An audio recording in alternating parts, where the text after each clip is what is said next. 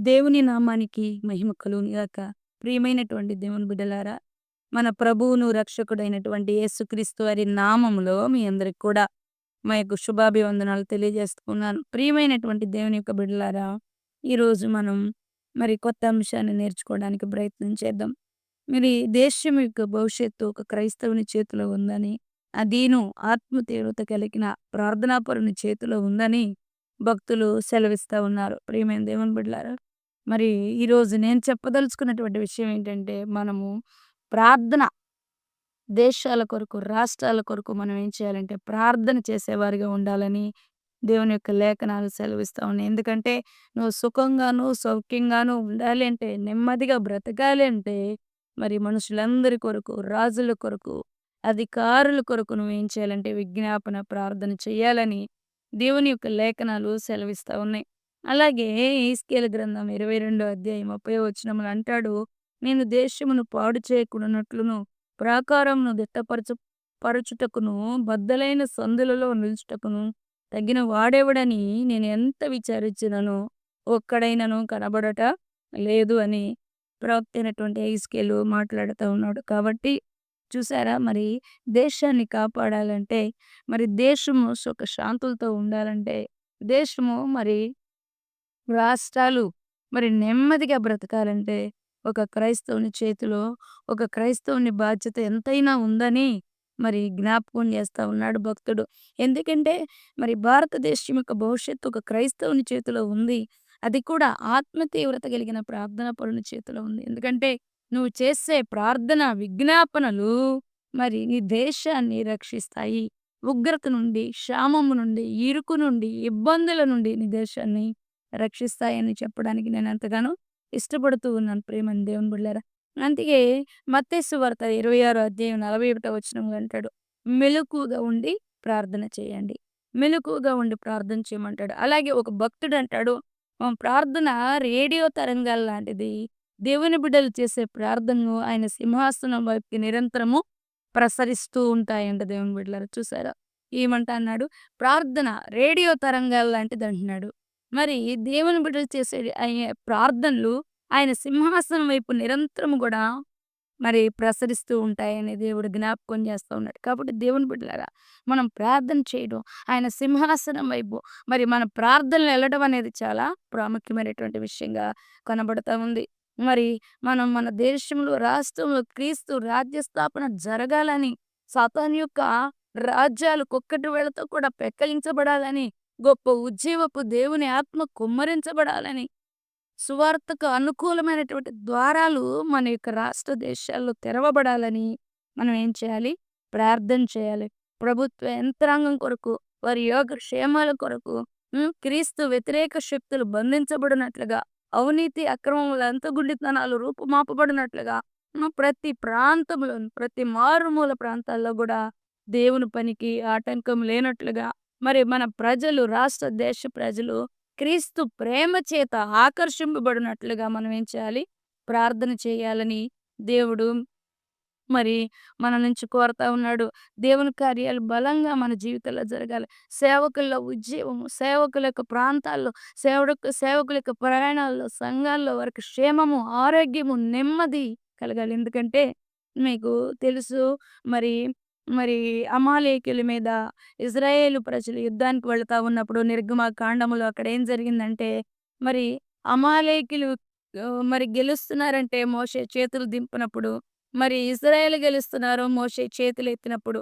అయితే మోషే చేతులు బరువెక్కి ఇంక ఎత్తలేనటువంటి పరిస్థితిలో హూరు, అహరోను అనేటువంటి వారు మోషేకి సపోర్ట్‌గా నిలబడినప్పుడు ఇశ్రాయేలీయులు గొప్ప విజయాన్ని పొందినట్లుగా మనం చూస్తా ఉన్నాం దేవుని బిడ్డలారా. ఈ విషయం మనకు తెలుసు. గ్రంథంలో లిఖించబడి ఉంది. కాబట్టి ప్రియమైనటువంటి వారలారా, మన దేశ రాష్ట్రాల్లో ఉన్న దైవజనుల రెక్కలు ఎత్తబడాలి.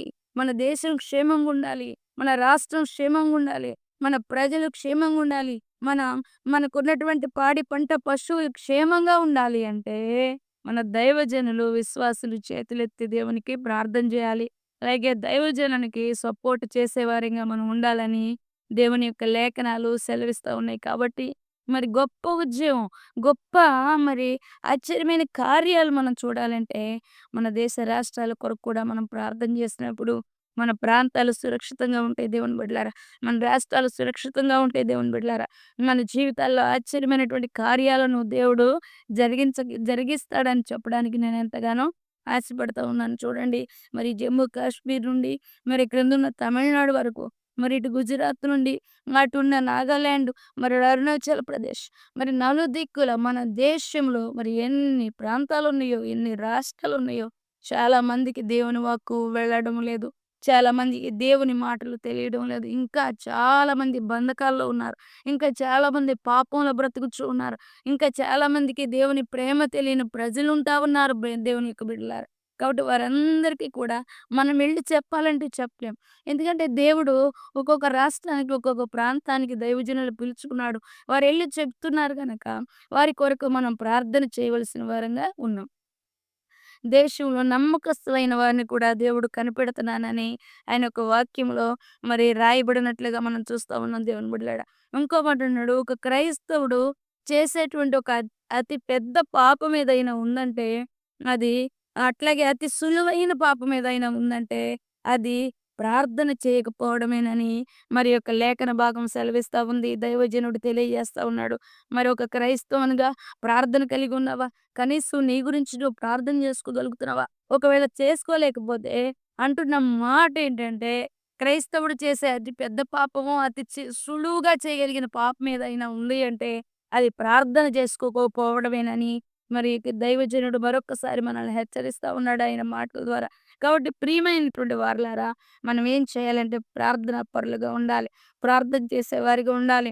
ఇంగో చూడండి, నువ్వు చేసే పనిలో దేవుని హస్తము లేకపోతే నువ్వేం చేయలేవంటే విజయాన్ని చూడలేవు. నువ్వు చేసే ప్రయాణంలో దేవుడు నీకు తోడు లేకపోతే గనక నువ్వు గమ్యాన్ని చేరలేవు. నువ్వు చేసే పరిచర్యలో దేవుని యొక్క చిత్తము లేకపోతే గనుక నువ్వేం చేయలేవంటే ఫలితాన్ని నువ్వు చూడలేనటువంటి వ్యక్తిగా ఉంటావు. కాబట్టి ప్రియమైనటువంటి దేవుని యొక్క బిడ్డలారా, మరి నువ్వు చేసే పనిలో, నువ్వు చేసేటువంటి ప్రతి పనిలో ప్రార్థన ఉండాలి. రెండోది దేవుని హస్తం ఉండాలి. నువ్వు విజయాన్ని చూడాలి. నీకు విజయం వచ్చిందంటే నువ్వు ప్రార్థనాపరుడవని, రెండోది దేవుని యొక్క హస్తము నీకు తోడుగా ఉందని నువ్వు జ్ఞాపకం చేసుకోవాలి. అర్థం చేసుకోవాలి దేవుని యొక్క బిడ్డలారా. అలాగే నువ్వు ప్రయాణంలో గమ్యానికి నువ్వు చేరగలుగుతున్నావంటే, దేవుడు నీకు తోడుగా ఉంటున్నాడు. నీ ప్రార్థనలు దేవుడు అంగీకరిస్తున్నాడు. నువ్వు చేరవలసిన ప్రాంతానికి చేర్చి నీకు నువ్వు దేవుని యొక్క మాటలు అక్కడ అందించేటట్లు చేస్తున్నాడని నువ్వు జ్ఞాపకానికి తెచ్చుకోవాలి. అట్లాగే నీ పరిచర్యలో ఎండిపోయిన స్థితి ఉంటే కనిపెట్టి ప్రార్థన చేయి. దేవుని చిత్తాన్ని తెలుసుకో. ఫలితాన్ని చూడమని మరి దేవుని పేరట నీకు మనవి చేస్తూ ఉన్నాను. కాబట్టి ప్రియమైనటువంటి దేవుని యొక్క బిడ్డలారా, చూడండి, మరి కీర్తనలో 119, 103లో కూడా అంటాడు. తేనెటీగలు మరి తేనెటీగల వలె నువ్వేం చేయాలంటే వాక్యమును నీ హృదయంలో నింపుకోవాలి. ప్రార్థనతో నీ హృదయాన్ని నింపుకోవాలి.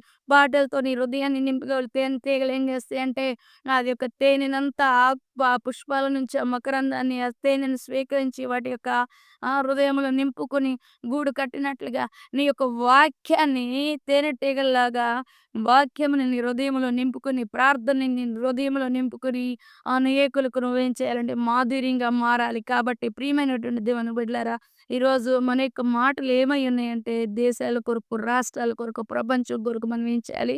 మెలకువ కలిగి ప్రార్థన చేయాలి.